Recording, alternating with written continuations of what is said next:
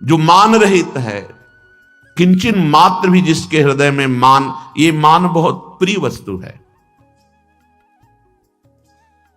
ये जब तक देहाभिमान है तब तक प्रिय रहता है। देहाभिमान नष्ट होने पर इसका कोई महत्व नहीं रहता। ना अपमान बुरा लगता है, न सम्मान अच्छा लगता है। सच्ची बात समझिए, ये देहाभिमान जो अंतःकरण में मय धर्म है, ये बहुत घातक है। इसीलिए श्रीपाद ने कहा सम्मानम कलयाति घोर गरलम। ये जो मान प्रतिष्ठा सम्मान है, ये घोर विष है, प्रभु से बहुत दूर कर देता है, बहुत दूर कर देता है। अंतर की वृत्ति में जहां दैन्यता आनी चाहिए वहां अभिमान आने लगता है, बड़ा भ्रम हो जाता है। ये माया आखिरी जाल फेंकती है उपासक पर। ये जो कीर्ति का है, मान का है, प्रतिष्ठा का है, ये आती है। अगर इसका भोग कर ले तो उपासक की उपासना रुक जाती है।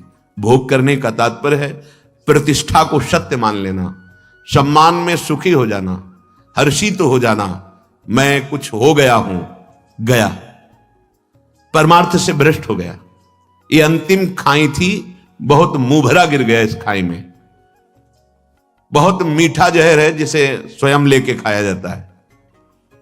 जो साधक गुरु कृपा पात्र है वो फंस नहीं सकता, इस विष को नहीं खा सकता।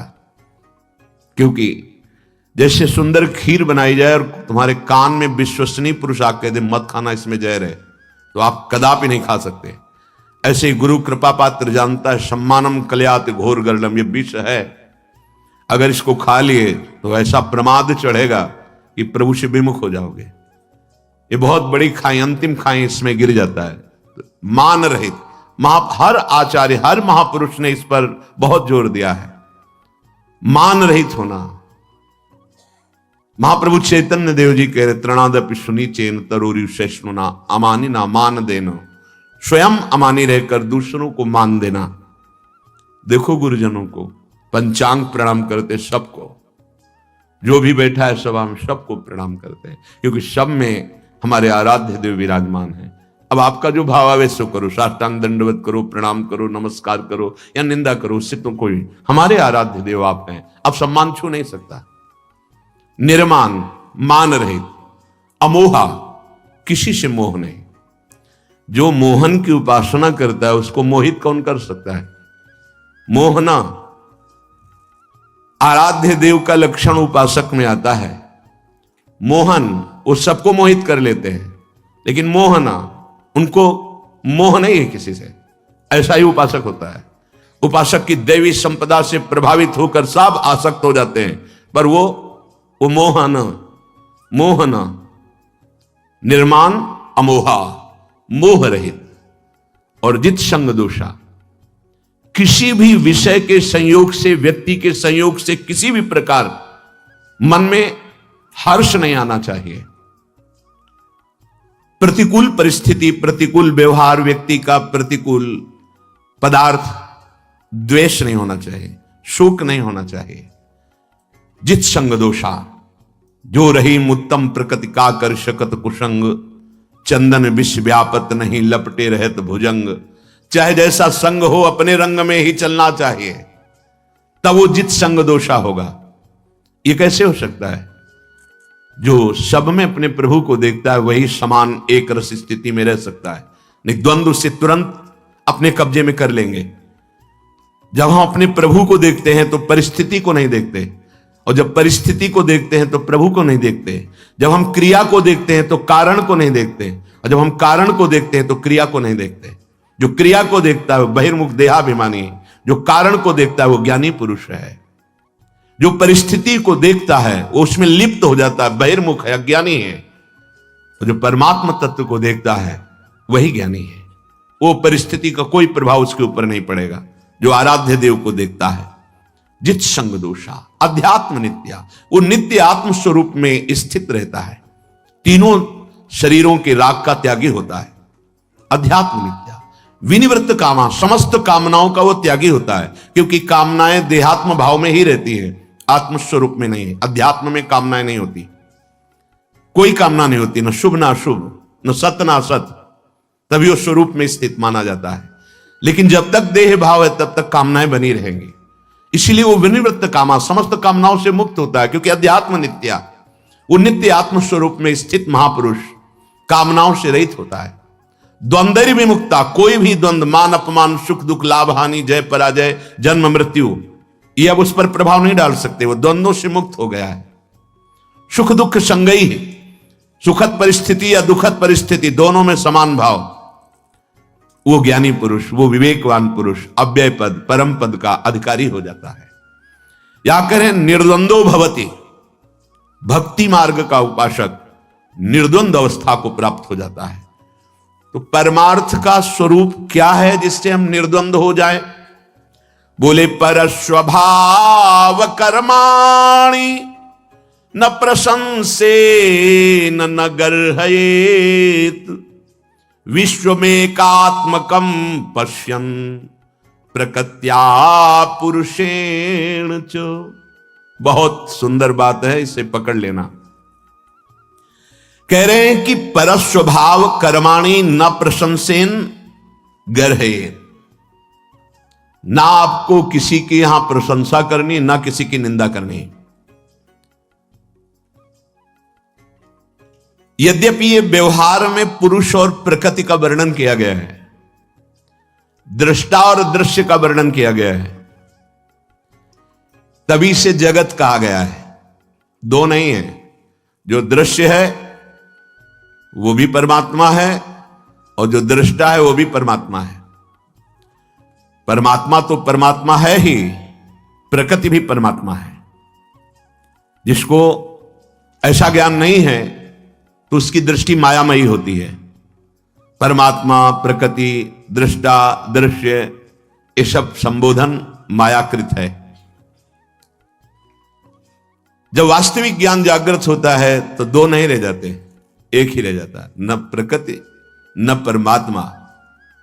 वो एक ही अपने आत्म स्वरूप को देखता है, वही परमात्मा है, वही सब। सर्वम खलमिदम ब्रह्म ज्ञान में, और भक्ति में अपने आराध्य को देखता है।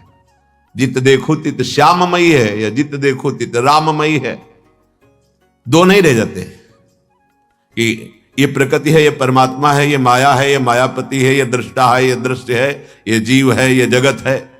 जब तक ये है तब तक माया दृष्टि है। इसलिए उपासक को पहले ये बात मान लेनी चाहिए जो आप कह रहे हैं, परस्वभाव कर्माणि न प्रशंसेन न गर्हयेत। कोई चाहे जितना शांत और अच्छे स्वभाव का हो तो हमें प्रशंसा नहीं करनी। क्यों? अगर किसी की प्रशंसा की तो किसी की निंदा कर देंगे कि ये तो बहुत अच्छा साधक, और वो उदाहरण में देना पड़ेगा। जहां उदाहरण दिया आप अपनी स्थिति से भ्रष्ट हो जाएंगे। ये बड़ा सूक्ष्म विषय है। किसी की भी तुम यदि निंदा करोगे तो वो दोष तुम में भयंकर रूप से जागृत हो जाएगा, परास्त कर देगा तुम्हें।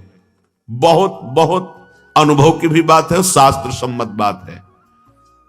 अगर आपको इस माया प्रपंच के दलदल से निकलना है तो वाणी को मूक बनाना पड़ेगा, कानों से बहरा बनना पड़ेगा, देखते हुए भी आंखों से अंधा बनना पड़ेगा। ये तीन बातें समझ लीजिए।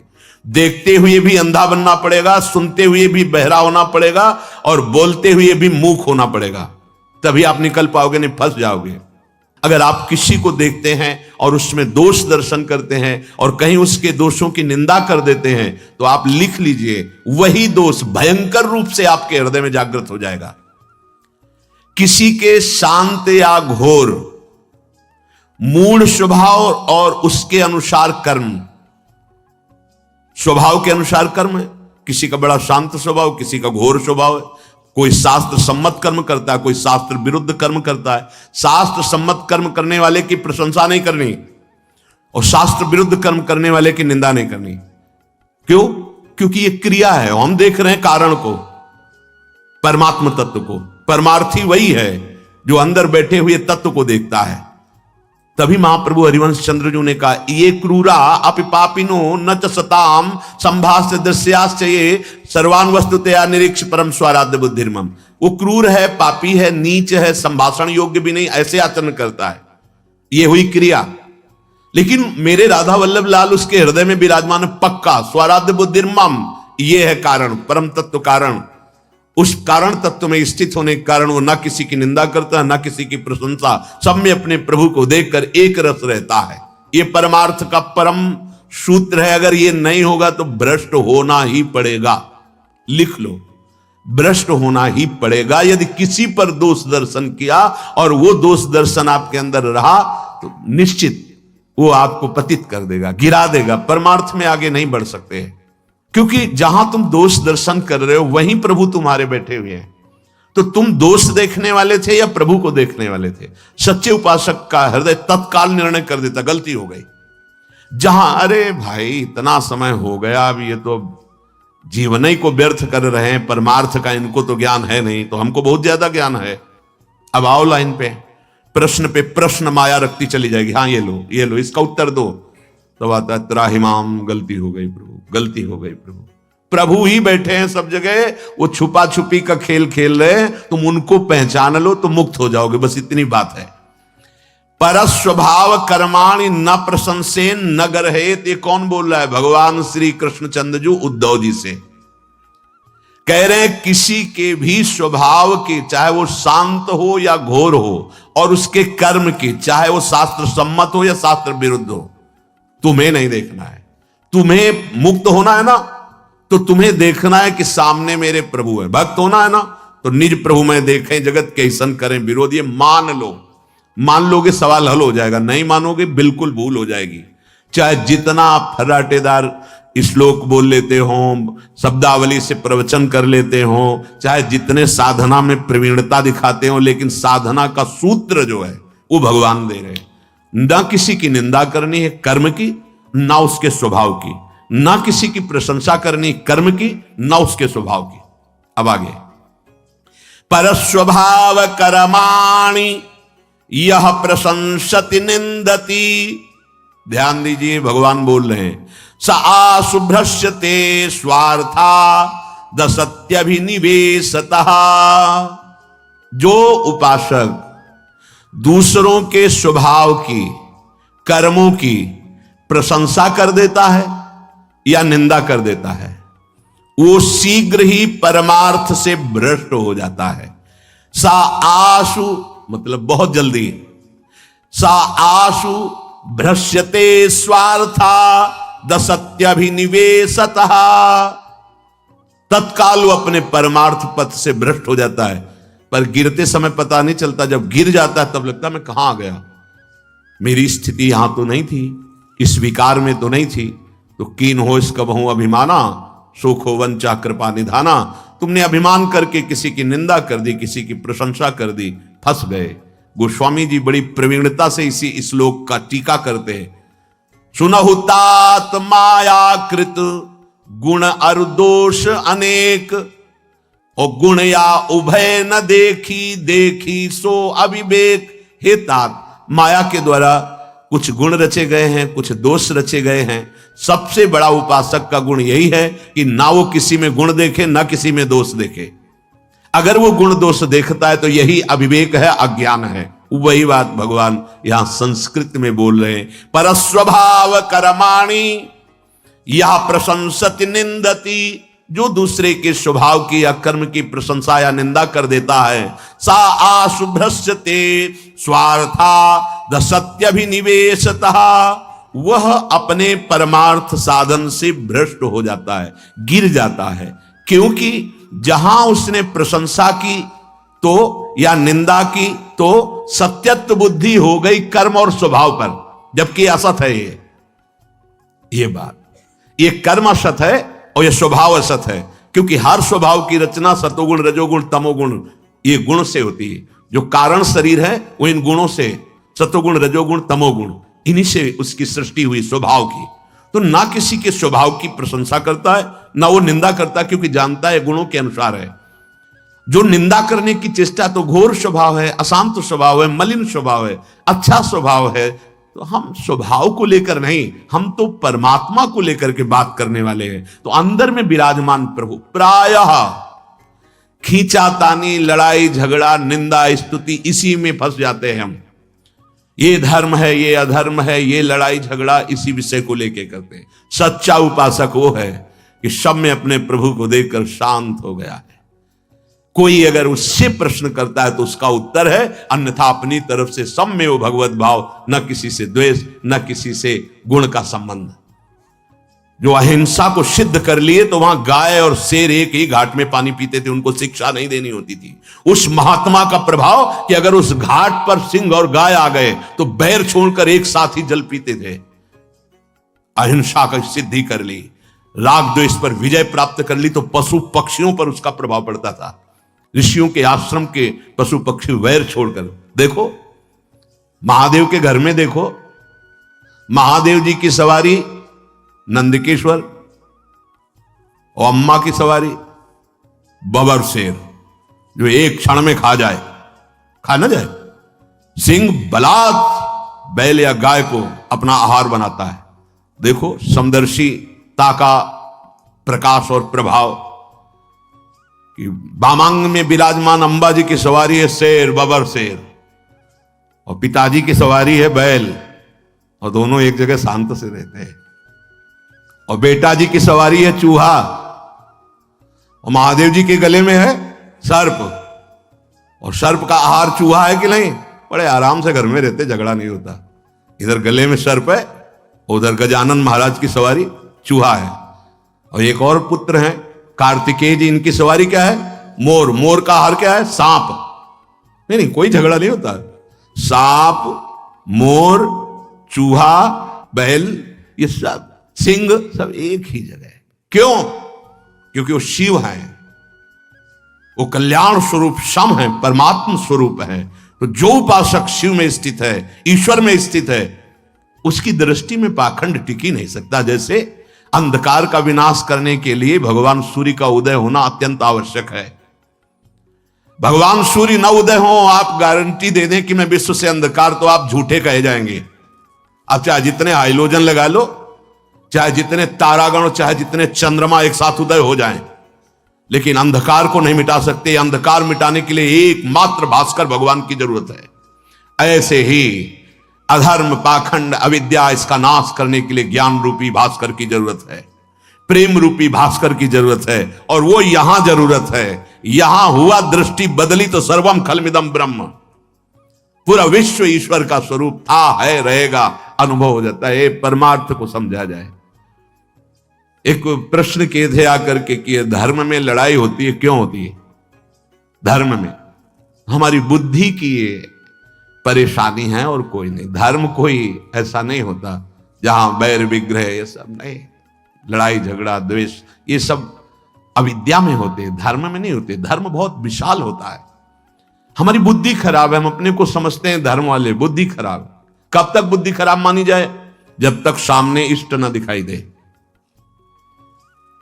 बुद्धि शुद्ध उसी की है जो वस्तु तत्व को देखता है। प्रभु विराजमान है। मत्ता परतरम नान्यत किंचित धनंजय, मेरे सिवा कुछ नहीं। अब काहे को? हाँ, अब अगर स्वांग प्रभु देते हैं युद्ध का, तो जैसे अर्जुन को पूरी गीता जी सुनाकर, अब चलो स्वांग करो, तुम केवल निमित्त मात्र हो, देख मैं विराट रूप में दिखाया, मैं कर चुका हूं ये सब, तुमको केवल निमित्त मात्र बनाए, मारे जा चुके हैं मेरे द्वारा। भगवान कहते हैं वो उपासक अपने भगवान में स्थित होकर, भगवान का लीला पात्र बनकर, जैसी लीला प्रेरणा होती वैसी हो रही, वो करता नहीं होता। इसलिए किसी की निंदा, किसी की प्रशंसा परमार्थ पथ का पथिक नहीं हो। प्रायः समय इसी में बर्बाद होता है और सबसे बड़ा अपराध इसी से बनता है। हमको अपना कर्तव्य पालन करना है, दूसरा कर रहा है कि नहीं मुझे नहीं देखना है, दूसरा क्या कर रहा है ये मुझे नहीं देखना। वो आकर प्रश्न करता है तो जो शास्त्र और गुरुजनों से समझा है वो बोल देते हैं, लेकिन अपनी तरफ से किसी की निंदा स्तुति करने का अधिकार उपासक को नहीं है, क्योंकि अगर ऐसा करेगा तो कह रहे परस्वभाव कर्माणि यह प्रशंसति निंदति स आसु भ्रष्टते स्वार्था दसत्यभिनिवेशतः। जो उपासक दूसरों के स्वभाव की, दूसरों की कर्मों की प्रशंसा करता है या निंदा करता है, वो शीघ्र अपने परमार्थ से भ्रष्ट हो जाता है। प्रायः जब कोई पास आता है तो अपनी प्रशंसा अपने मुख से करता है। मैंने ये किया, मैं ये कर रहा हूं, मैं ऐसा करता था, मैं और सारा सुकृत गंवा के चला जाता है, नष्ट करके चला जाता है। अपने मुख से अपनी प्रशंसा करना पतन, और अपने मुख से दूसरे की निंदा करना पतन। अपने मुख से अपनी प्रशंसा अगर निकल गई तो समझ लो आप अपने पुण्यों का नाश कर दिए। पर वो अहंकार बर्दाश्त नहीं करता, वो उन्नति बर्दाश्त नहीं करता। वो आकर सभा में बोलता है मैं ऐसा किया, मैं ऐसा करूंगा। कोई कोई बड़ी प्रवीणता से बोलते हैं कि हम तो केवल इसलिए पूछ लें ये सही है कि नहीं है। अभी तक आपको पता नहीं चला? सत्क्रिया करने वाले को किसी से पूछने की जरूरत नहीं पड़ती, हृदय बताता है सही है। पर हम वो चाहते नहीं नहीं बहुत सही, धन्यवाद आपको, आपको धन्यवाद। बस वो धन्यवाद सुनने के लिए, अहम पुष्ट करने के लिए बहुत सावधान। अपने मुख से अपनी प्रशंसा नहीं करनी, दूसरे की निंदा नहीं करनी। कानों से अपनी प्रशंसा नहीं सुननी, दूसरे की निंदा नहीं सुननी। जब अपनी प्रशंसा कोई करने लगे तो कानों में अंगुली डाल लो, लेकिन और कान साफ करके सुनेंगे कि हाँ क्या कहा जा रहा है। दूसरे हाँ अपने को अहम पुष्ट होता है ना। हाँ पीछे से जब कोई निकले और बगल में बोले ना कि ये जो महात्मा जा रहे हैं ना बड़े भजनानंदी हैं, मतलब बड़ा अहंकार, मतलब मीठा जहर है। और जब कोई निंदा करेगा तो भाव अपने आप चढ़ जाए कि तुम जानते नहीं हो मैं वैष्णव हूं, भगवत दास हूं, हमारी निंदा करते हो, भगवान देख लो। तो भगवान कहते तुम अपने को देख लो, हम तो खुद आकर के तुम्हें दर्पण दिखा रहे हैं कि तुम मुझे पहचान पाए। थोड़ी सी निंदा बर्दाश्त नहीं कर पा रहे हो। और हमारा आदेश है मान और अपमान दोनों में समान तुम्हें बनना है। तो मैं बनाने की चेष्टा कर रहा हूं। कभी अपमान भेज